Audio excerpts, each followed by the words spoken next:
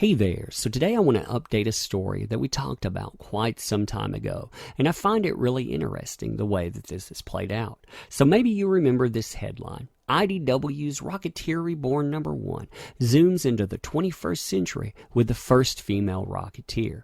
Zooms into the 21st century. Now, what exactly does that mean? Now, of course, I'm sure that by now you know how to read buzzword, and you understand that this means the replacement of the problematic. I mean, if we go down through here and we actually look at the cover you're going to get, well, you can see the replacement of a certain shade of pale with a shade that's not so pale, because you got to get rid of that pesky identity. Also, that gender. Well, that thing obviously needs to fly right out the window, and that's something that's advertised from the get-go. That's supposed to be the new and relevant thing being added after all.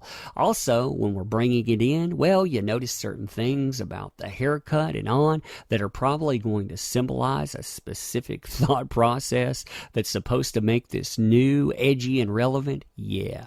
And of course, you have in things like this, where you're talking about the utilization of modern technology to go in and to take selfies and snapshots and on, because that stuff, it really works out great in stories too.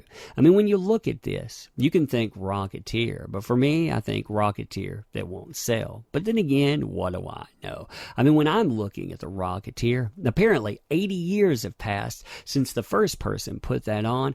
Decades later, all of that's all gone and forgotten. You know, it's a product of an old-fashioned, long-lost era. But when Cliff's jetpack is suddenly found by an unlikely citizen, it's a race against those with evil intent to grab hold, strap on, and take off for a pulp-inspired adventure spotlighting a female Rocketeer.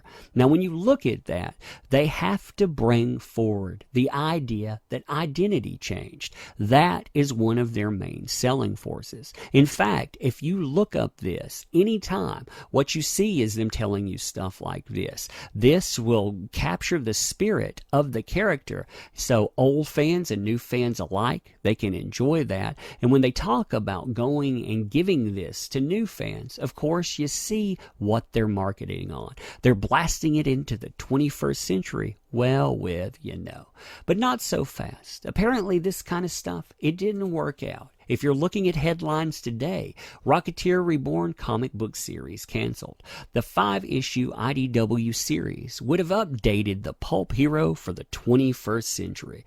Why again would it have updated the hero? Well, you're going to get a specific art style, but more importantly, you're going to get a specific mentality that caters to that specific art style. And of course, that kind of stuff, well, you know how well it sells.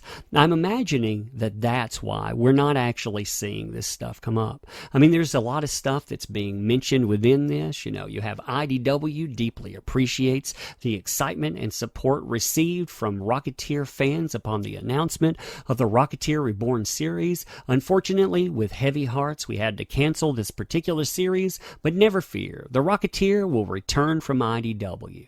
So why did they have to cancel?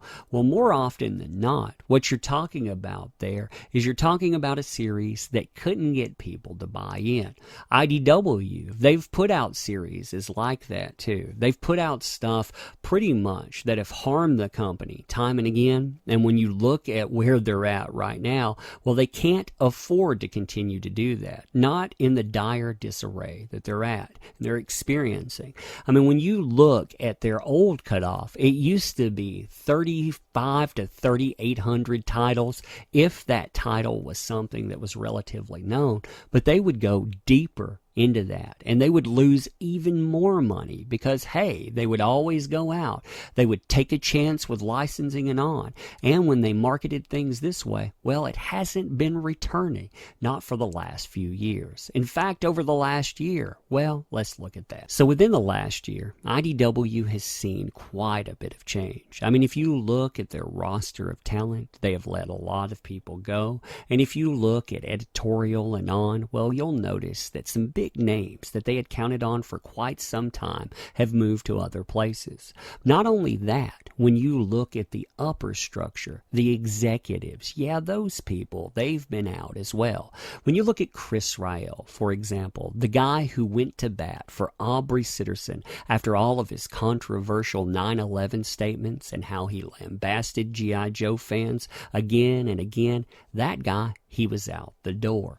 Not only that, but as you look at people following, yeah, you see the president actually exit as well, and then ultimately you see IDW's co-founder Ted Adams step down as CEO.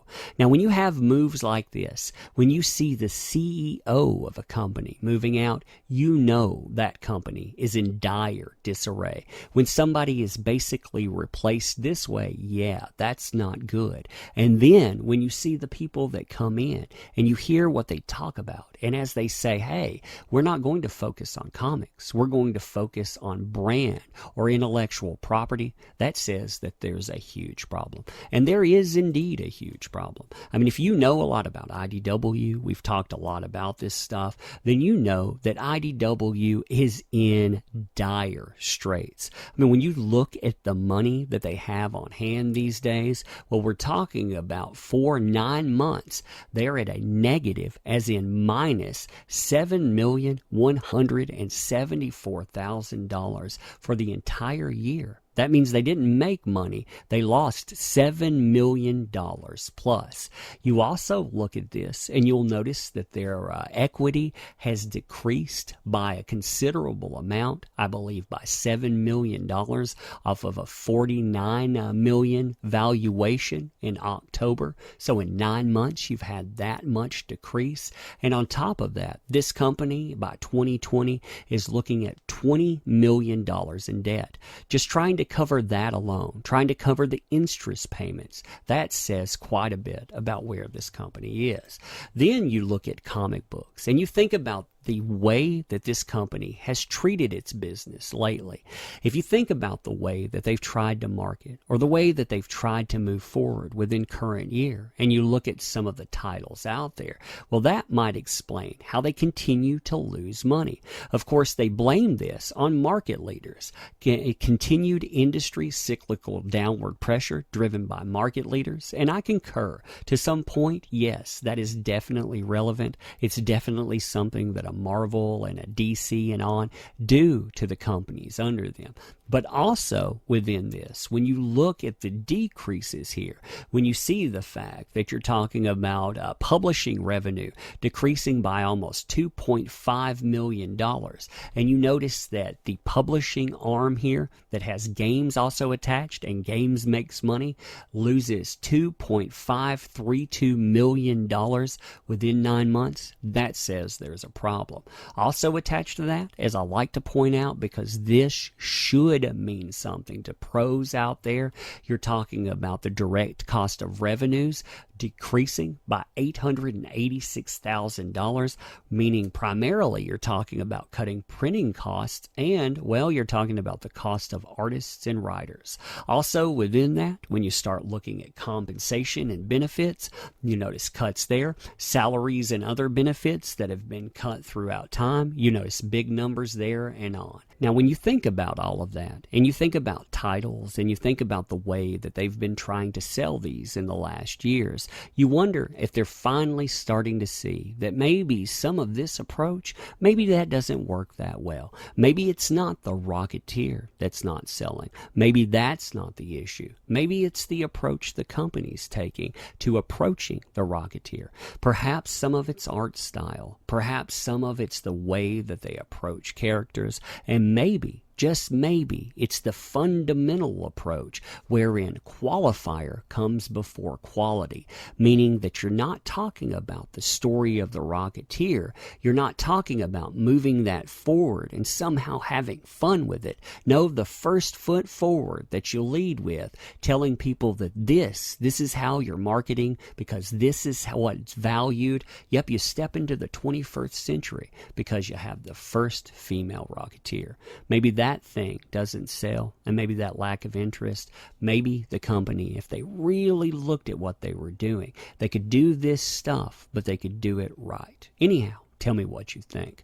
Also, if you like this kind of content and you want to support the channel, make sure that you sub and make sure that you like. Trying to roll forward there. Been enjoying watching that, and I appreciate everyone that tunes in here. Also, if you want to join Patreon, there will be extra videos there. I try to put it at least 2 monthly, but usually we get an extra 1 per week. Additionally, there are other links within the description. I appreciate you checking those out, and I appreciate you leaving comments and telling me what you think about this stuff. I like the dialogue. I like the conversation. I like seeing exactly what people think about this manifestation. And really, as we watch this go forward, do you think that this could actually lead to more positive changes, meaning that stories are not shopped around with the qualifier first? No, you talk about the storytelling itself. You talk about the things that made the action and adventure pop off the page, that made the Rocketeer actually abound and rebound over the years. And then, if you want to add something like that, maybe that's what you do too. But anyhow, leave your comments there, and as always, I appreciate you showing up. Thank you.